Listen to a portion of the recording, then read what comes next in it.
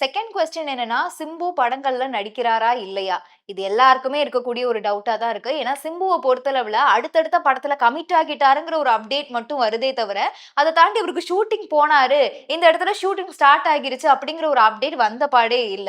இப்போ சிம்புவ பொறுத்தளவுல பார்த்தோம்னா, தக்லீஃப் படத்தோட ஷூட்டிங்க முடிச்சிருக்காரு. ஆனா, அதுக்கு அடுத்ததா இவரு ஜிவிஎம் படத்துல நடிக்க போறாருன்னு ஒரு அப்டேட் வருது. அது தவிர அஸ்வத் மாரிமுத்து இயக்கத்துல ஒரு படத்துல நடிக்க போறாருன்னு ஒரு அப்டேட். இது தவிர அவரே ஒரு படத்த இயக்கி நடிக்க போறாரு அப்டின்னுமே சொல்றாங்க. இப்படி இருக்கிற நேரத்துல தான் இப்ப புதுசா ஒரு அப்டேட் என்ன வந்திருக்குன்னா, சிம்பு பார்க்கிங் படத்தோட இயக்குனர் கூட ஒரு படத்துல கமிட் ஆக போறாரு அப்படின்னு வந்திருக்கு.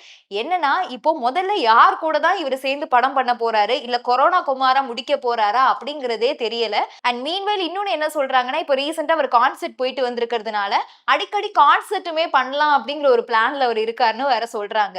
சோ இவரு ஃபர்ஸ்ட் எத தான் பண்ண போறாரு? எந்த படத்த முடிச்சு குடுக்க போறாரு? அப்படிங்கிறதுக்கு அவரே ஒரு அப்டேட்ட குடுத்தா பெட்டரா இருக்குங்கிற மாதிரி தான் இருக்கு.